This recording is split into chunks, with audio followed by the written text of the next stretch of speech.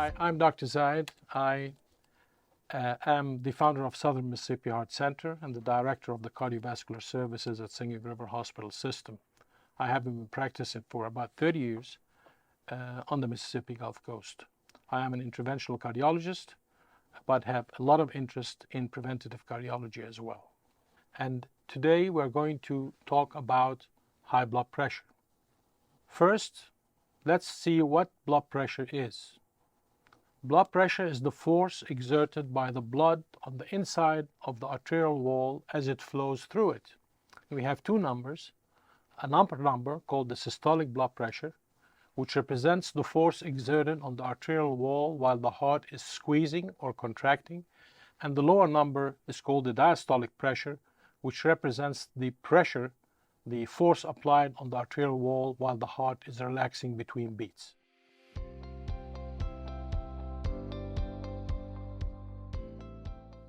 Blood pressure is quite prevalent, and it affects 47% of US adults.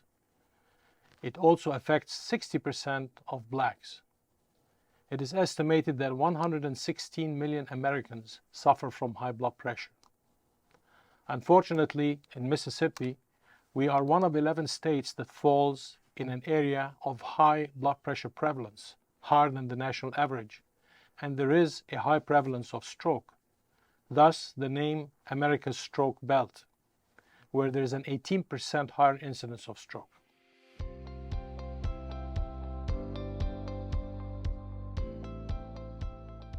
High blood pressure causes damage to the lining of the arterial wall, leading to the deposits of cholesterol and formation of plaque, which leads to progressive narrowing of the arteries with time.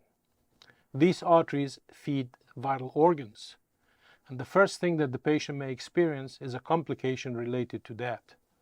These plaques could rupture in the heart, causing a heart attack, in the brain arteries causing a stroke, or they can cause progressive decline in kidney function and end up in kidney failure, or cause dimming of the vision leading to visual loss.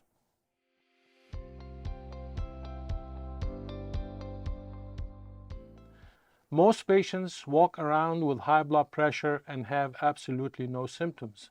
Thus, it has been termed the silent killer. Having said so, some patients will experience some symptoms, and if they experience any of these symptoms, they need to have their blood pressure checked.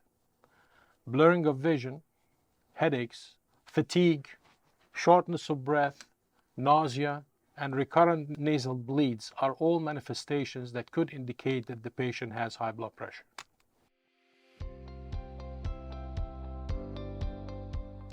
Age is an important risk factor, and before age 65, hypertension is much more common in men compared to women. After age 65, women lead with regards to incidence of hypertension and catch up with men. The second risk factor is race, and it has been a known fact that blacks have more prevalent hypertension, almost 60% of the population, and they tend to suffer from complications like renal failure and strokes. Family history of high blood pressure is also an important risk factor. Other risk factors like smoking will cause significant elevation in the blood pressure, and not only does nicotine cause a direct effect on blood pressure elevation, but it also damages the lining of the blood vessels. Alcohol is an important risk factor, and it's a well-known fact that alcohol is one of the most common causes for high blood pressure in young American men. It's important to know that high salt diet is an important risk factor, and it's quite prevalent in the South. Besides, sedentary lifestyle and obesity are all risk factors for developing high blood pressure.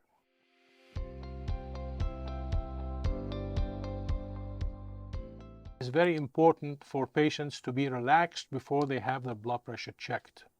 They need to empty the bladder, rest for 5 minutes on a couch, and then apply the blood pressure cuff directly to the skin, not on a shirt or a jacket, to make sure the blood pressure measurements are accurate.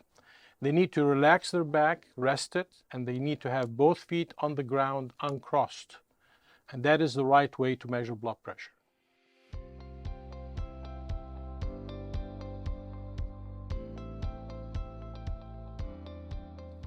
The JNC8, which are the guidelines published by the Joint National Committee for Management of Hypertension, has reduced the threshold for diagnosing hypertension.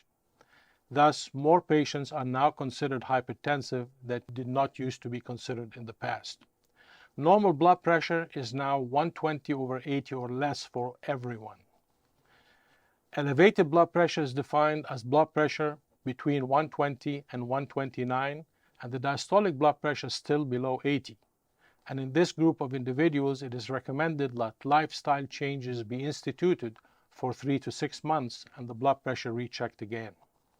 Stage 1 hypertension is defined as a blood pressure over 130 and between 80 and 90. And here, lifestyle changes should be instituted as well, but consideration should be given to treatment of the patients with antihypertensive therapy if they fall in a high-risk group. Stage 2 hypertension is blood pressure over 140 systolic and over 90 diastolic, and here lifestyle changes should accompany the initiation of more than one drugs, what we call combination therapy, to help control the blood pressure. It is extremely important to know that reversing the blood pressure is going to reverse all the harmful effects that this causes.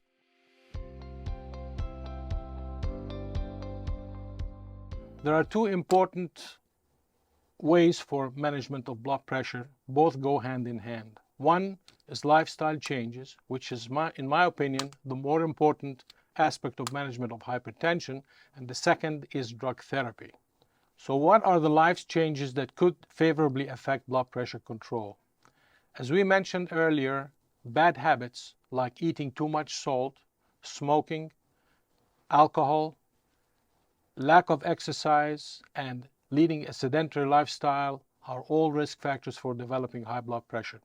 So we need to make sure that we get off these bad habits.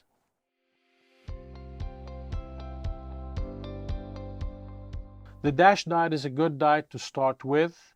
This diet includes eating fruits like apples, bananas, and strawberries, vegetables like broccoli, green beans, and carrots, nuts like almonds and walnuts, legumes and seeds like kidney beans, lentils, and sunflower seeds, whole grain like wheat pasta, brown rice, and oatmeal, low-fat dairy like fat-free milk and reduced-fat cheese, and lean proteins like skinless chicken or fish.